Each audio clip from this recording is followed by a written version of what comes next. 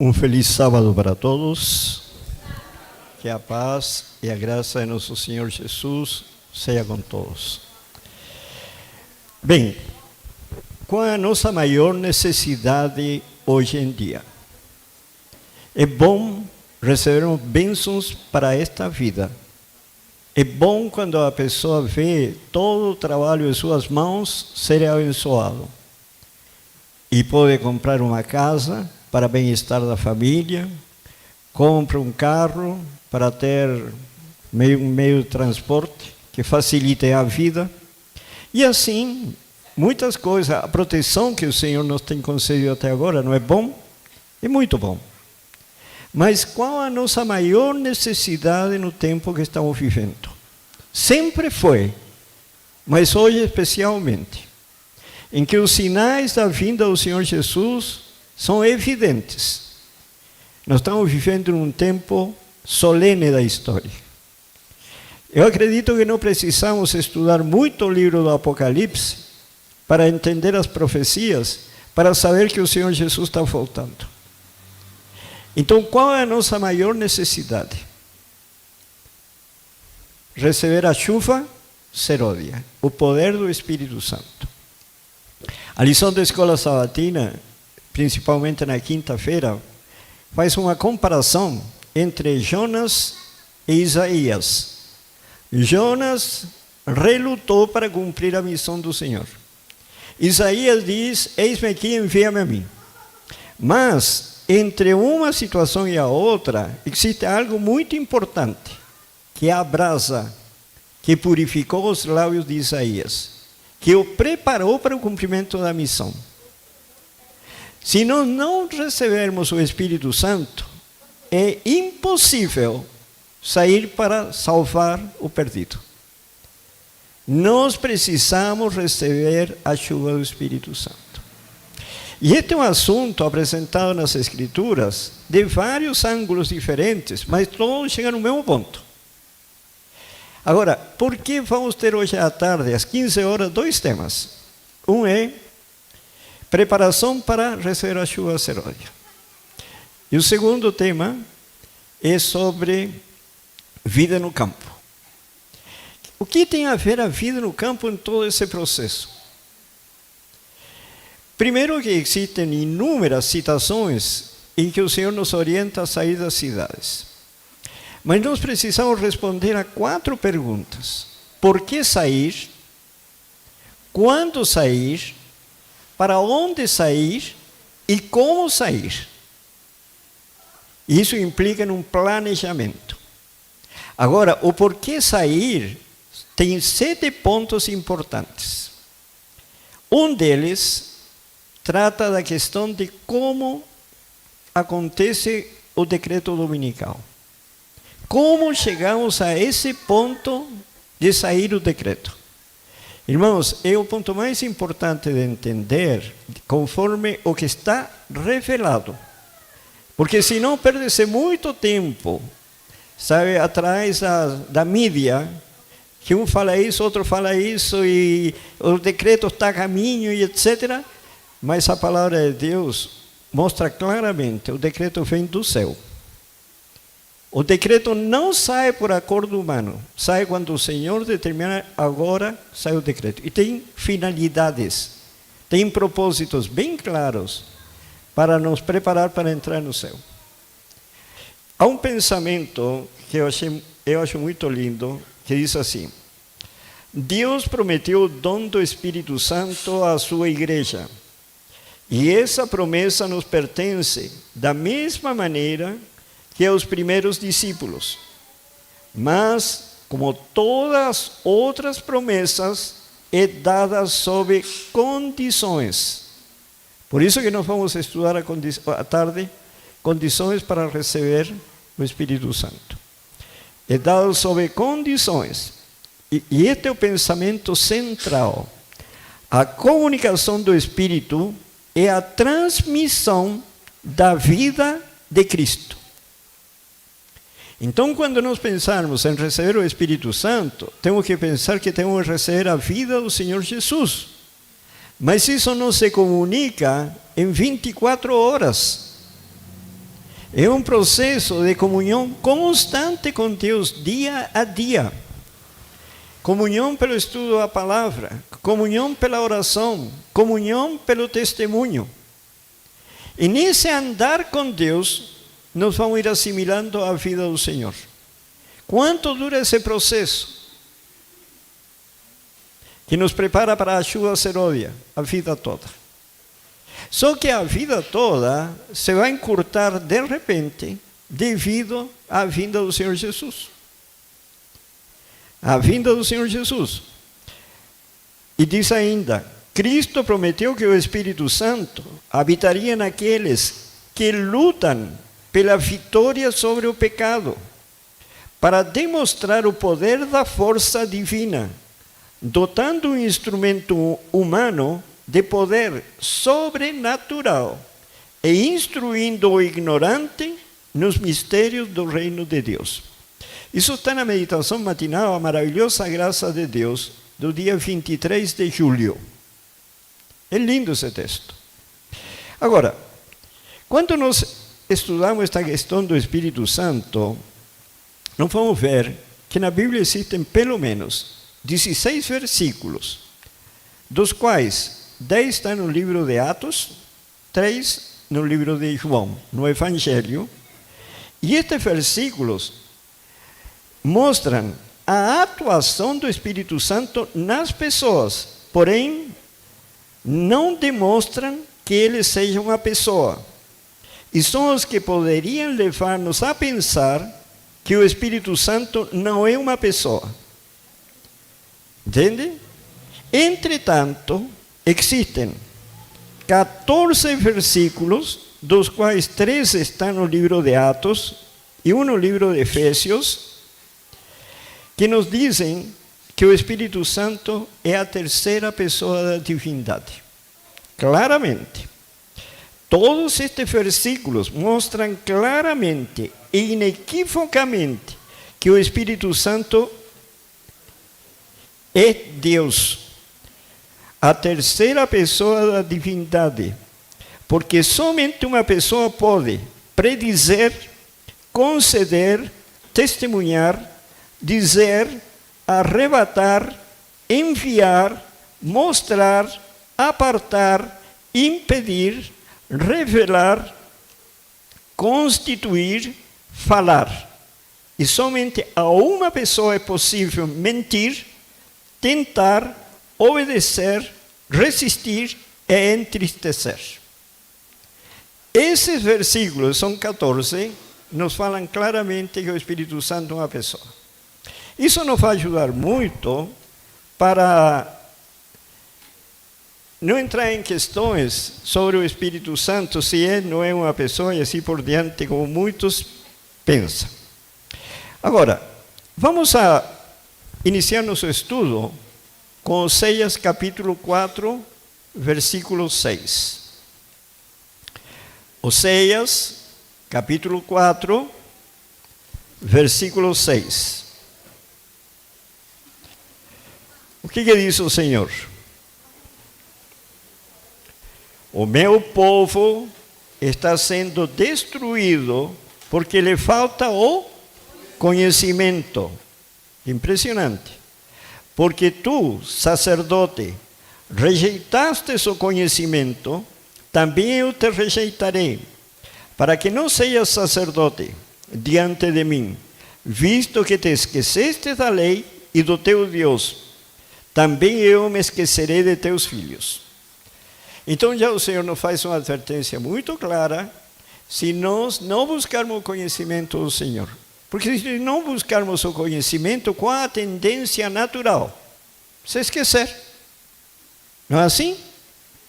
Nós temos que ter comunhão um com o outro, para não nos esquecermos um do outro. Agora, só que existem 3 mistérios revelados na Sagrada Escritura. O primeiro mistério é o Espírito Santo. Está escrito em uma meditação que se chama Recebereis Poder, na página 11, diz assim: o Espírito Santo não é essencial que sejamos capazes de definir exatamente o que seja o Espírito Santo. Cristo nos diz, é o Consolador, o Espírito de verdade, que procede do Pai. Isso está em João 15, 26. Declara-se positivamente a respeito do Espírito Santo, que em sua obra de guiar os homens em toda a verdade, não falará de si mesmo. João 16, 13. A natureza do Espírito Santo é um mistério. Bom, isso não nos deve deixar alarmados, nem ficar apreensivos, porque a pessoa do Espírito Santo é um mistério. Porque o Senhor Jesus Cristo também é um mistério. Onde está escrito isso? Colossenses, capítulo 1, versículo 26 e 27. Veja o que diz em Colossenses. O Senhor também é um mistério. Capítulo 1, versículo 26 e 27. Diz o Senhor: o mistério que estivera oculto dos séculos e das gerações, agora todavia se manifestou aos seus santos, aos quais Deus quis dar a conhecer qual seja a riqueza da glória deste mistério entre os gentios, isto é, Cristo em vós, a esperança da glória. Cristo é um mistério. E Cristo veio revelar o Pai. Se Cristo é um mistério, como podemos entender claramente a pessoa de Deus? O que nós podemos é experimentar. E podemos confirmar, por meio das profecias, que tudo se tem cumprido conforme o predito pelos profetas de Deus. Deus também é um mistério. João 14, versículos 6 a 9. Diz o Senhor, aqui em um diálogo com especificamente Filipe. Respondeu-lhe Jesus: eu sou o caminho e a verdade e a vida. Ninguém vê ao Pai senão por mim. Se vós me tivesseis conhecido, conheceríeis também a meu Pai. Desde agora o conheceis e o tendes visto. Replicou-lhe Filipe: Senhor, mostra-nos o Pai, isso nos basta. Disse-lhe Jesus: Filipe, há tanto tempo estou convosco e não me tens conhecido? Quem me vê a mim, vê o Pai. Como dizes tu, mostra-nos o Pai? Um mistério revelando a pessoa de Deus o Pai. Então, quantos mistérios são? 3 mistérios. Mas isso não significa que nós não possamos ter uma confiança absoluta e plena em Deus. Porque eu posso falar, eu não sou o que era. Não tem isso acontecido com cada um de nós? Tem havido ou não tem havido transformação? E muito grande. Então, isso é real. É uma experiência que ninguém pode falar, olha, eu acredito que Deus não existe. Claro que existe. Eu vejo na minha vida diária a operação de Deus. E isso que me faz cada vez mais confiar em um Deus que eu não consigo enxergar. Porque Moisés deixou o palácio do faraó, deixou tudo, e foi levado para o deserto. Era uma experiência que ele tinha com Deus. Agora, mas temos promessas de Deus. A promessa e a obra do Espírito Santo, o Consolador. Vamos a João 14, versículos 1 a 3 agora. Vamos começar no versículos 1 a 3. Diz o Senhor Jesus: não se turbe o vosso coração. Credes em Deus, crede também em mim. Na casa do meu Pai há muitas moradas. Se assim não fora, eu vos teria dito, pois vou preparar-vos lugar. E quando eu for e vos preparar lugar, voltarei e vos receberei para mim mesmo. E vos receberei para mim mesmo. Com que propósito? Para que onde eu estou, estejais vós também.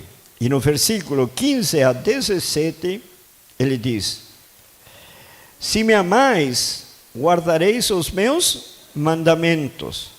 E eu rogarei ao Pai, e Ele vos dará outro Consolador. Quer dizer, Cristo era um Consolador, agora viria outro Consolador, uma segunda pessoa, a fim de que esteja para sempre convosco.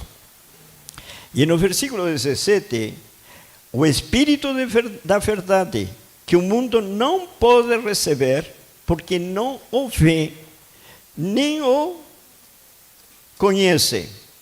Vós o conheceis, porque Ele habita convosco e estará em vós. Essa é a experiência que cada ser humano pode ter o privilégio de ter. E no versículo 26 diz: mas o Consolador, o Espírito Santo, a quem o Pai enviará em meu nome, esse vos ensinará todas as coisas e vos fará lembrar de tudo que vos tenho dito. Não é maravilhoso? Bom, se eu penso, alguém que me pode ensinar e lembrar das coisas que já conheço, tem que ser uma pessoa. Não é assim? Uma pessoa pode ensinar outro. Em João 15, continua a promessa, no versículo 26 diz: mas o Consolador, o Espírito Santo, a quem o Pai enviará, quer dizer, está falando o Senhor Jesus, agora está prometendo esse Consolador, que é outro Consolador, e está falando do Pai que o enviará, 3 pessoas.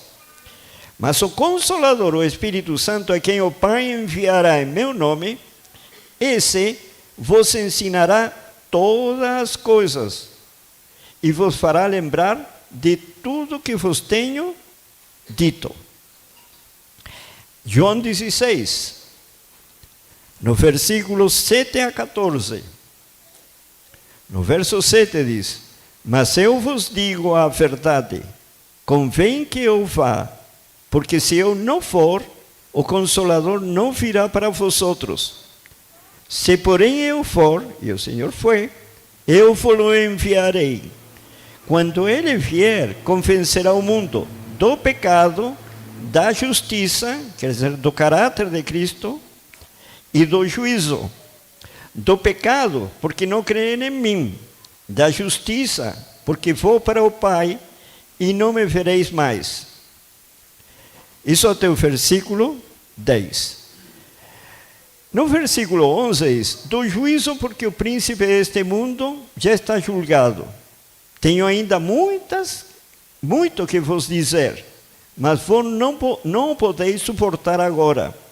E observem: quando vier, porém, o Espírito da verdade, Ele vos guiará a toda a verdade, porque não falará por si mesmo, mas dirá tudo o que tiver ouvido e vos anunciará as coisas que hão de vir. E no verso 14, Ele me glorificará, porque há de receber do que é meu e vos há de anunciar. Essa é a obra do Espírito Santo. E assim nós podemos ver a presença do Espírito Santo ao longo de toda a história da humanidade, desde a criação até a conclusão do plano da redenção e a salvação do ser humano. Desde a criação, o Espírito Santo está presente. Vejam, por exemplo, Gênesis, na criação, capítulo 1. Gênesis, capítulo 1, versículos 1 a 5. Na criação, diz o Senhor: no princípio criou Deus os céus e a terra. A terra, porém, estava sem forma e vazia. Havia trevas sobre a face do abismo. E observem: e o Espírito de Deus pairava sobre as águas. Disse Deus: haja luz, e houve luz. E viu Deus que a luz era boa, e fez separação entre a luz e as trevas. Chamou Deus a luz dia e as trevas noite. Houve tarde e manhã o primeiro dia. O Espírito Santo presente na criação. A Bíblia não esclarece como foi feito todo esse processo, mas afirma que houve noite e dia, luz e trevas, E assim surge o início da vida do ser humano. No livro de Jó, no capítulo 33, Jó está antes de Salmos. No capítulo 33, versículo 4, observem a atuação do Espírito Santo na criação como um todo. Verso 4, o Espírito de Deus me fez, e o sopro Todo-Poderoso me dá vida. O Espírito Santo presente na criação. O Salmo 33, no versículo 6, os céus por sua palavra se fizeram, e pelo sopro de sua boca o exército deles. Sabem, é muito interessante ir fixando esses textos, porque existe uma relação direta entre o Espírito Santo e a palavra de Deus. Isso nós vamos ver ao longo dessa semana. Bom, onde vemos a participação agora? Na redenção. Veja o livro de Lucas, o Evangelho, capítulo 1, no versículo 26 a 28. Diz o Senhor: no 6º mês foi o anjo Gabriel enviado da parte de Deus para uma cidade da Galileia, chamada Nazaré. E a uma virgem desposada com certo homem da casa de Davi, cujo nome era José. A virgem chamava-se Maria. E entrando o anjo, aonde ela estava, disse: alegra-te, muito favorecida, o Senhor é contigo. No versículo 30 a 35, continua o relato. Mas o anjo lhe disse: Maria, não temas, porque achaste graça diante de Deus. Aqui a palavra graça significa mercê. Tá? Achou mercê diante de Deus. E diz: achaste graça diante de Deus. Eis que conceberás e darás à luz um filho, a quem chamarás pelo nome de Jesus. Este será grande e será chamado Filho do Altíssimo. Deus, o Senhor, lhe dará o trono de Davi, seu pai. Ele reinará para sempre sobre a casa de Jacó, e o seu reinado não terá fim. Então disse Maria ao anjo: como será isto? Pois não tenho relação com homem algum. Respondeu-lhe o anjo: descerá sobre ti o Espírito Santo, e o poder do Altíssimo te envolverá com a sua sombra.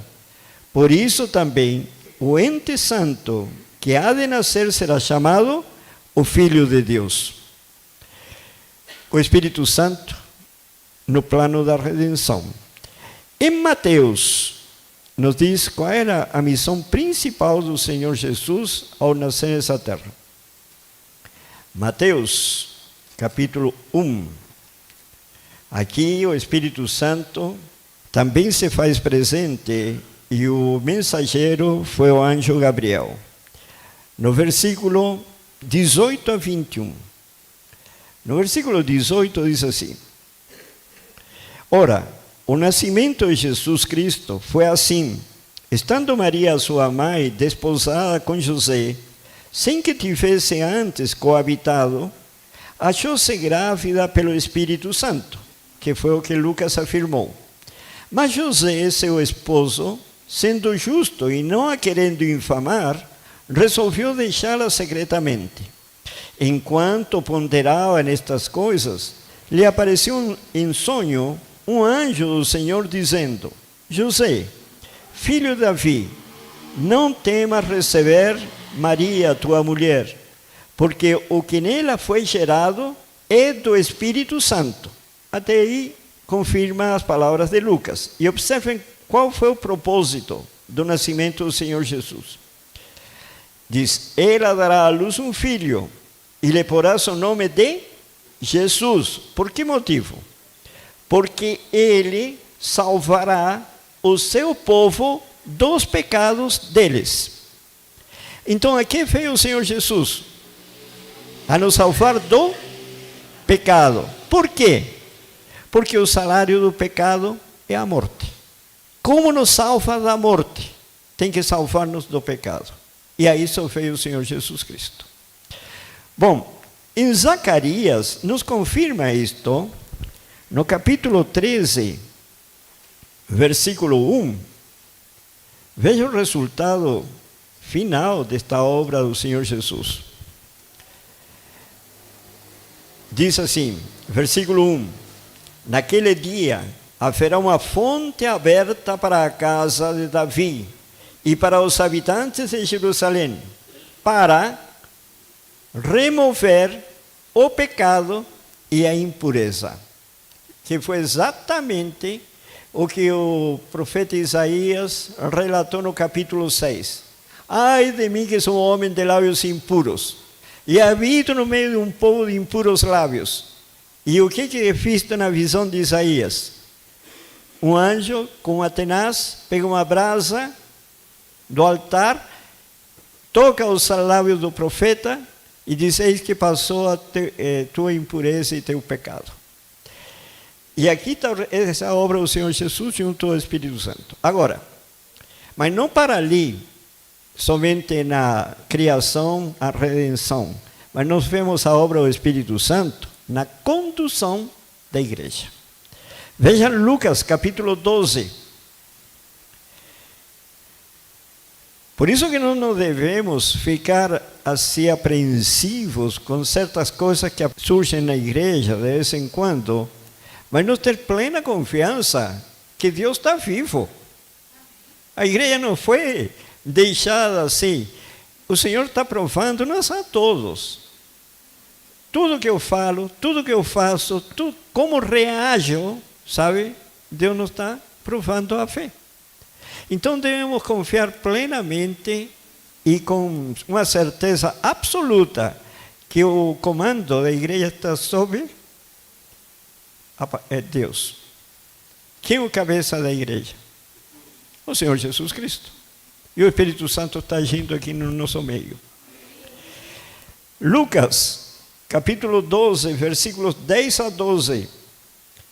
Todo aquele que proferir uma palavra contra o Filho do Homem, isso lhe será perdoado. Mas, para o que blasfemar contra o Espírito Santo, não haverá perdão. Quem ofende o Espírito Santo, não haverá perdão. Quanto vos levarem às sinagogas, e perante os governadores e as autoridades, não vos preocupeis quanto ao modo, porque respondereis, nem quanto às coisas que tiveres de falar, porque o Espírito Santo vos ensinará naquela mesma hora as coisas que deveis dizer. Irmãos, não é maravilhoso isso? O Espírito Santo nos vai trazer à mente tudo o que já sabemos. Atos, capítulo 5. Atos, capítulo 5. No versículo 1 a 4. Aqui está a história de Ananias e Safira. Capítulo 5, verso 1. Entretanto, certo homem chamado Ananias, com sua mulher Safira, vendeu uma propriedade. Mas, em acordo com sua mulher, reteve parte do preço e, levando o restante, depositou aos pés dos apóstolos. Então, disse Pedro: Ananias, por que encheu Satanás teu coração para que mentisses ao Espírito Santo, reservando parte do valor do campo? Conservando-o porventura, não seria teu? E vendido, não estaria em teu poder? Como, pois, assentaste no coração este desígnio? Não mentistes aos homens, mas a Deus. Qual foi o problema de Ananias e Safira? Eles fizeram a promessa a Deus de que vendendo essa propriedade seria todo o rendimento para a obra de Deus. Só que depois veio a cobiça e viram que era muito dinheiro e levaram só parte como se fosse o todo. E aí que eles entraram em condenação. Se eles tivessem dito: Senhor, abençoa-nos para vender essa propriedade, 10% ou 1% eu vou dar para a causa do Senhor, o Senhor teria aceito ou não? loteria. Era o que eles iam dar, sabe? Mas o problema deles é que mentiram o Senhor. Falaram, nós vamos dar todo, mas depois a cobiça tomou conta e deram só uma parte. E aí, para dar o exemplo, veio o juízo sobre todos os demais. Versículo 28 a 32. No verso 28 diz, dizendo, expressamente vos ordenamos que não ensinasseis em esse nome. Quer dizer, ele estava anunciando a Cristo. Agora, os discípulos foram presos, e aí, depois de ameaçá-los, ele diz no verso 28, dizendo, expressamente vos ordenamos que não ensinasseis nesse nome. Contudo, encheste Jerusalém de vossa doutrina, e quereis lançar sobre nós o sangue desse homem. Então Pedro e os demais apóstolos afirmaram, antes importa obedecer a Deus do que aos homens. O Deus de nossos pais ressuscitou a Jesus, a quem vós matastes, pendurando-o no madeiro. Deus, porém, com sua destra o exaltou a príncipe salvador, a fim de conceder a Israel o arrependimento e a remissão de pecados. E verso 22, olha que importante. Ora, nós somos testemunhas destes fatos, e bem assim, o Espírito Santo, que Deus outorgou aos que lhe obedecem. Irmãos, essas são umas condições essenciais para receber o Espírito Santo. Eu tenho que obedecer a toda a palavra de Deus. Toda e todo, 100%. Tudo que atingiu minha mente, que Deus colocou diante de mim, toda a luz, sabe? Eu sou responsável por essa luz. Mas eu digo uma coisa. Quanto vale a desobediência? Você conhece a tragédia da família de Adão e Eva, né? Conhece a tragédia dos familiares mais distantes de Adão e Eva, que somos nós. Você vê a morte, a doença, alguns são roubados, maltratados em muitos casos. Todas essas guerras que está havendo no mundo são fruto do que? Da obediência ou desobediência dos nossos primeiros pais. Da desobediência. Então eu pergunto, quanto vale, se vale a pena desobedecer ao mandamento de Deus? Porque, irmãos, não somos adventistas com que propósito? Qual o propósito de sermos adventistas? Cantar na igreja, orar na igreja, ouvir sermões, ou pregar sermões, ou ir para o céu. Qual é o nosso propósito de sermos adventistas do sétimo dia? Ir para o céu. Se esse é o nosso propósito, existem condições para ir para o céu. E a condição básica, única, sabe, que repousam todas as outras, é obediência à palavra de Deus. E é aí que nos é concedido o Espírito Santo. Atos capítulo 15, versículo 24 a 29. Verso 24. Aqui é a decisão de enviar pessoas para Antioquia, para evangelizar os gentios. Visto, sabemos que alguns que saíram de entre nós, sem nenhuma autorização, vos têm perturbado com palavras, transtornando a vossa alma. Pareceu-nos bem, chegados a pleno acordo, eleger alguns homens e enviá-los a vosotros, com os nossos amados Barnabé e Paulo. Homens que têm exposto a vida pelo nome de nosso Senhor Jesus Cristo. Enviamos, portanto, Judas e Silas, os quais pessoalmente vos dirão também estas coisas, pois pareceu bem ao Espírito Santo e a nós não vos impor maior encargo, além destas coisas essenciais. que vos abstenhais das coisas sacrificadas a ídolos, bem como do sangue da carne de animais sufocados e das relações sexuais ilícitas. Destas coisas fareis bem se vos guardardes. Saúde. Como chegou a esse acordo? Todos os irmãos reunidos, eles concordaram e o Espírito Santo concordou. Esse é o caminho a ser seguido. Então você vê a presença do Espírito Santo na condução da igreja. 1 Coríntios, capítulo 2, nos versículos 9 a 14. 1 Coríntios, capítulo 2, versículos 9 a 14. Veja o que diz aqui o Senhor.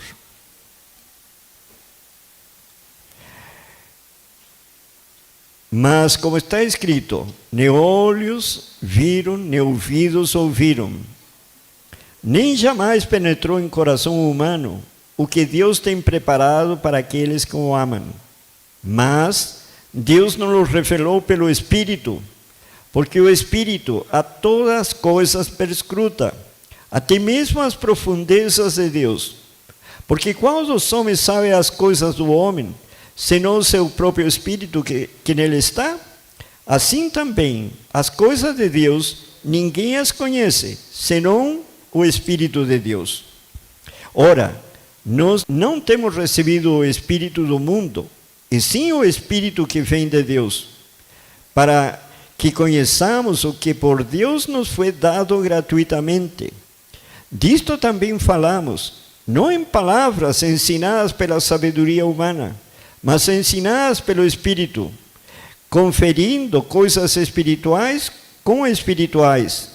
Ora, o homem natural não aceita as coisas do Espírito de Deus, porque eles são loucura, e não pode entendê-las, porque elas se discernem espiritualmente.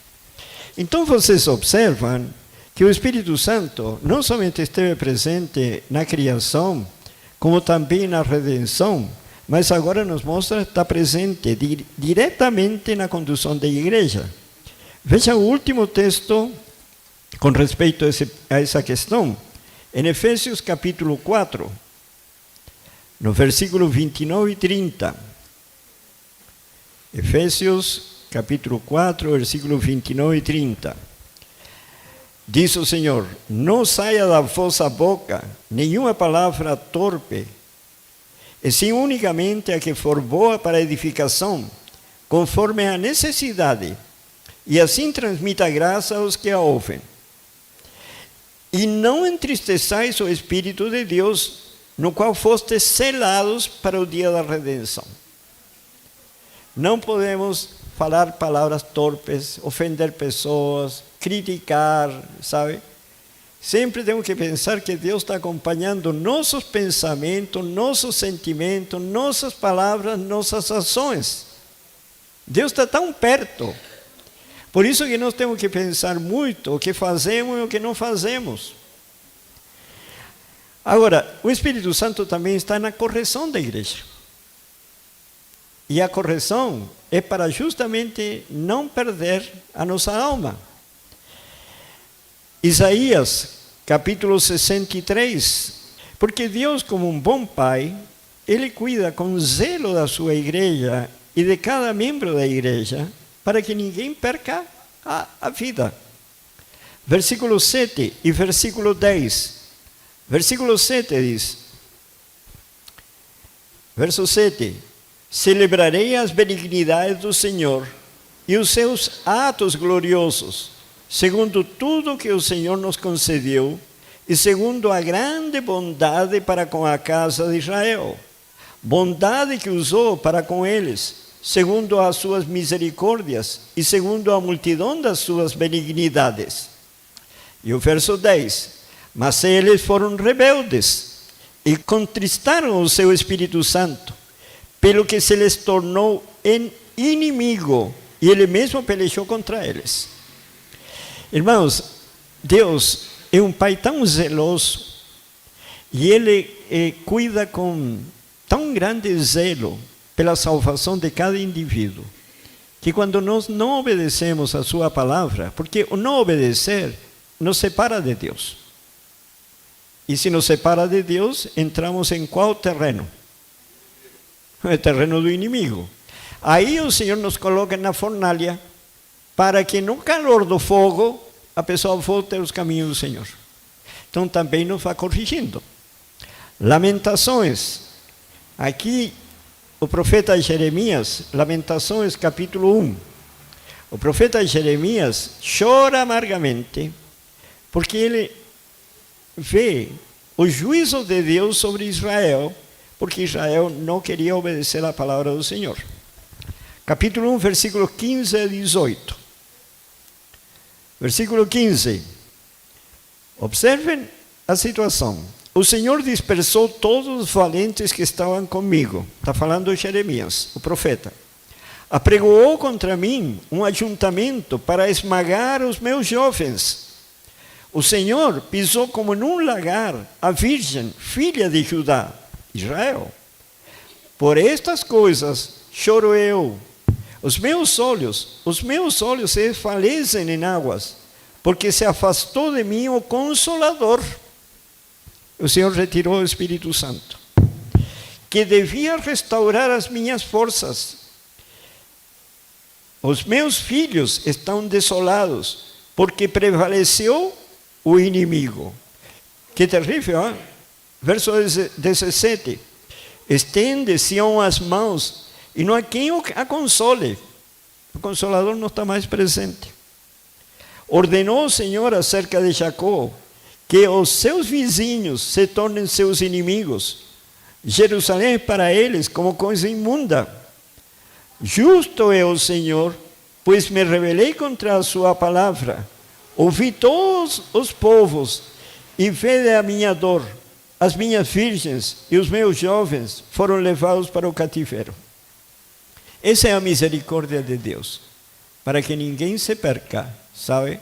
O Senhor nos coloca na aflição. Porque, sabe, na hora da pessoa já no final, está para morrer, pode agradecer muitas das fornalhas que ele próprio acendeu, colocando mais e mais lenha debaixo dos seus pés. Porque graças a essa fornalha da aflição, podemos entrar em um correto relacionamento com Deus, em obediência a toda a sua palavra. Então eu pergunto, irmãos, tem um exemplo típico, que para mim é um grande exemplo de vida. Sansão. Quem era Sansão? Juiz de Israel, servo de Deus. Mas esse homem era desobediente, intemperante e mulherengo. Como podia o Senhor levar esse homem, servo dele, juiz de Israel, para o céu? Desobediente, intemperante e mulherengo. Como podia? O Senhor permitiu que ele fosse preso, humilhado, sabe? Acorrentado, maltratado, furaram os olhos, sabe? E lá, Sansão, ele entrou na linha. Foi salvo, mas era o melhor caminho para entrar no céu? Era? Não. Lógico que não. Entende? Nós estamos escolhendo cada dia qual vai ser nossa caminhada aqui na terra. E não adianta depois chorar, orem por mim. Podemos orar, mas o Senhor diz, não, vai continuar no cativeiro. Quantos anos? 70 anos. Sabe, os remédios de Deus são duradouros por muitos anos, porque sabe que o ser humano é duro de serviço, como diz a Bíblia. Custa para o ser humano entender que tem que obedecer. Custa ou não custa? Custa. Irmãos, eu fiz uma semana nesta igreja, 4 anos atrás, sobre reforma e saúde. Era sobre o plano da redenção. Mostrei a responsabilidade da igreja diante de Deus, sabe? Mostrei quais as consequências de praticar ou não praticar. Eu pergunto, quantos estão praticando? Não precisam responder para mim, sabe? Quando deixamos de praticar aquilo que o Senhor diz, isso é necessário, e deixe de praticar, quais são as consequências? A fornalha está aguardando. Irmãos, é assim, Deus quer nos salvar. E como quer nos salvar, Ele não vai, sabe, deixar de fazer o máximo possível para nos conduzir no caminho da obediência à palavra do Senhor. E não adianta ficar resmungando, ficar irritado, não adianta. Nós temos que agradecer a Deus. Senhor, obrigado pelos chicotadas que vamos levar no caminho. Bom, vamos agora na conclusão da obra da salvação. Antes disso, 2 Crônicas, capítulo 15. 2 Crônicas, capítulo 15. No versículo 1 e 2, diz o Senhor: Veio o Espírito de Deus sobre Azarias, filho de Odede. Este saiu ao encontro de Asa e lhe disse: Ouvi-me, Asa, e todo Judá e Benjamim. O Senhor está convosco enquanto vós estáis com Ele. Se o buscardes, Ele se deixará achar. Porém, se o deixardes, vos deixará. Verso 4. Mas quando na sua angústia eles voltaram ao Senhor, por que estavam na angústia? Porque o Senhor colocou na fornalha. Mas quando na sua angústia eles voltaram ao Senhor, Deus de Israel, e o buscaram, foi por ele achado. Entendem? O caminho é esse, o caminho da salvação é impressionante. Bom, finalmente, na conclusão da obra da salvação. Apocalipse 7. Veja o resultado desta obra maravilhosa de transformar nosso caráter para adequá-lo para entrar no céu. Lembrem-se sempre de Sansão. Não era plano do Senhor que fosse acorrentado, que furasse os olhos, maltratado. Não era esse o plano. Capítulo 7, versículo 1 a 3 diz: Depois disto vi 4 anjos em pé nos 4 cantos da terra. E observem, conservando seguros os 4 ventos da terra, que são guerras. Quando eles soltarem a guerra, vão tomar conta do mundo. E diz: para que nenhum vento soprasse sobre a terra, nem sobre o mar, nem sobre a árvore alguma. As árvores é o povo de Deus. Vocês podem ver no Salmo número 1, Isaías capítulo 10, Jeremias capítulo 17, são o povo de Deus, essas árvores. No verso 2, vi outro anjo que subia do nascente do sol, tendo o selo do Deus vivo, e clamou em grande voz aos 4 anjos, aqueles aos quais fora dado fazer dano à terra e ao mar. Não menciona as árvores, não era o propósito de atingir as árvores, que é o povo de Deus. Dizendo: não danifiqueis nem a terra, nem o mar, nem as árvores. Até quando? Até selarmos na fronte o servo do nosso Deus. Bom, quando será esse selamento?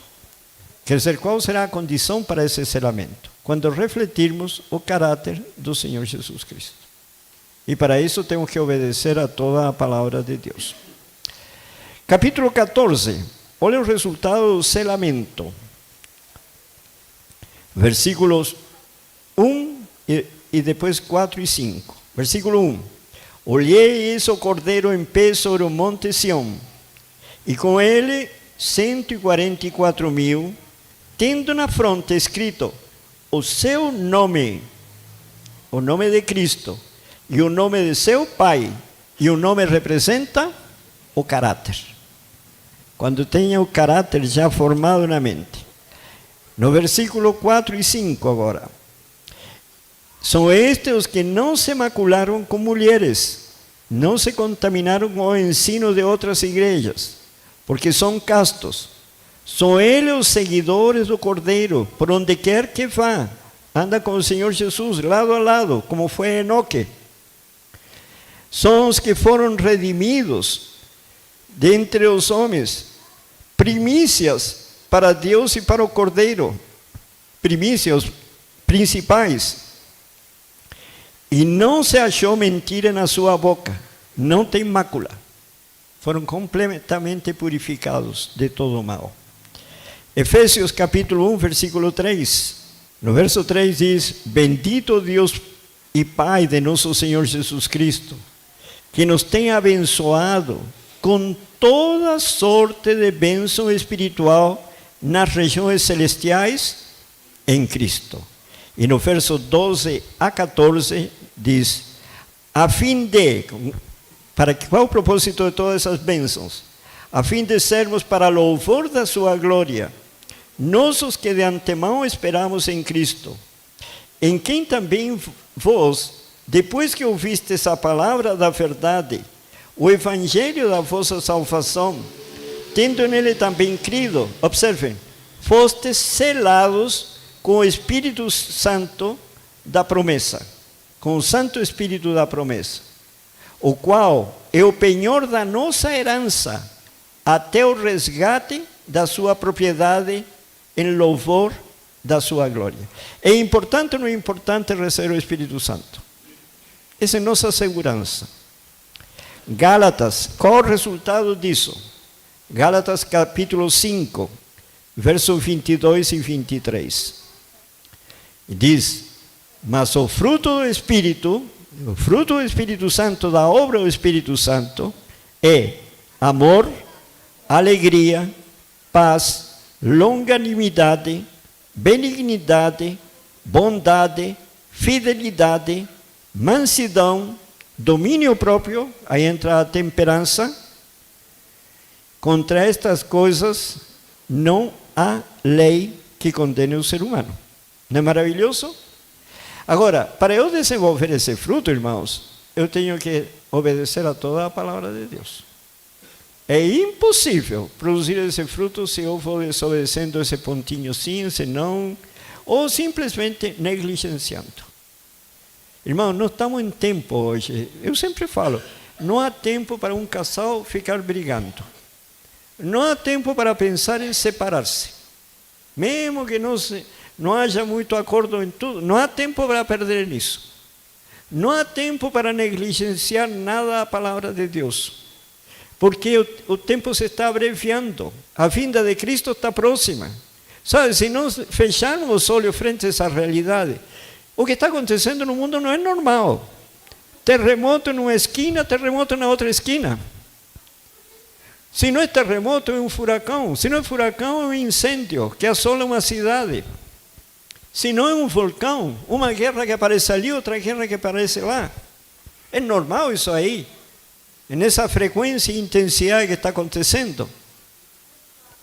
Irmão, não temos que colocar os pés na terra, mas o coração tem que estar no céu. Hebreus, capítulo 10, versículo 35 a 39. Diz o Senhor: não abandoneis, portanto, a vossa confiança, ela tem grande galardão. Com efeito, tendes necessidade de perseverança, para que, havendo feito a vontade de Deus, quer dizer, obedecer a toda a palavra de Deus, alcanceis a promessa.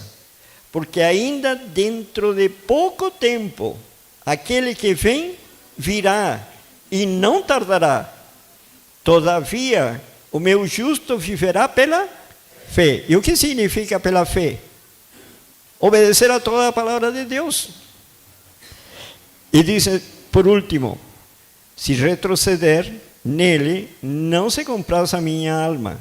Nós, porém, seja assim nossa firmeza, não somos os que retrocedem para a perdição, somos, entretanto, da fé para a conservação da alma. E terminamos nosso estudo de hoje de manhã com Apocalipse 22, 17. Apocalipse 22, 17 diz: o Espírito e a noiva dizem, vem. Aquele que ouve, diga, vem. Aquele que tem sede, venha. E quem quiser, receba de graça da água da vida.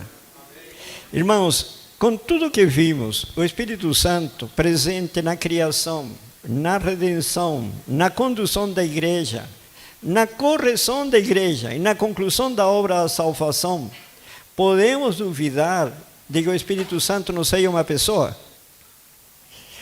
E tem muitos irmãos que perdem o tempo e discutem coisas que afinal o diabo faz a festa. Nós temos que fazer o seguinte, ser como uma criança. E o Senhor Jesus disse, o Senhor diz, este é o caminho, andai por ele, sem vos desviardes nem para a esquerda, nem para a direita. E vamos ter paz, vamos ter alegria, esperança e a firme confiança de que estamos prontos para entrar no reino celestial. Eu sinceramente penso o seguinte, tudo que fez o Senhor por nós, tudo, o sacrifício realizado na cruz, só por isso, não poderia eu desobedecer à palavra de Deus. Por quê? Porque Ele veio para nos trazer a obediência. Porque tudo surgiu por causa da desobediência. Todo o contexto da Bíblia é pecado e justiça, obediência e desobediência. Tudo. Hoje o problema é a inveja do carro do vizinho. Hoje o problema é a inveja porque o vizinho foi à Europa, foi à Ásia, não foi aonde. Na época do Senhor Jesus, a inveja era por um cavalo que o vizinho comprou, ou por sei lá, qualquer coisa. Na época de Moisés, o problema era inveja, ciúmes, cobiça, orgulho, egoísmo, por outras coisas. O problema é sempre o mesmo. E o remédio é sempre o mesmo, para todas as épocas. Eu insistiria com os irmãos, orem ao Senhor e estejam conosco essa tarde às 15 horas e amanhã às 18 horas. Sabe, porque o tempo está próximo. A vinda do Senhor é uma realidade. Oremos. Querido Santo Pai que está nos céus, agradecemos, Senhor, pela sua grande misericórdia e benignidade de haver-nos suportado por tanto tempo. Porque certamente, Pai, se analisarmos tudo que está nas Escrituras, a expectativa do Senhor por cada um de nós, certamente não podemos falar que estamos 100% diante do Senhor. Ajuda-nos, Senhor, a avaliar nossa vida hoje. Quão longe ou quão perto estamos da vida do Senhor Jesus. Que essa é nossa única referência. Que o Senhor nos ajude a tomar decisões nessa semana para obedecer a toda a palavra do Senhor. O Senhor nos ajude a identificar quais são os maiores defeitos de caráter. Se é cobiça, se é inveja, se é ciúmes, orgulho, egoísmo, preguiça, enfim. Ajuda-nos, Senhor. E conceda-nos essa força sobrenatural prometida pelo Senhor para andar de acordo com sua vontade. Le rogamos as bênçãos e rogamos que nos leve em paz, segurança aos nossos lares e assim nos permita voltar e continuarmos estudando esses assuntos tão importantes para o dia que estamos vivendo. Próximo, muito próximos da vinda do Senhor Jesus. Le agradecemos em nome do Senhor Jesus. Amém.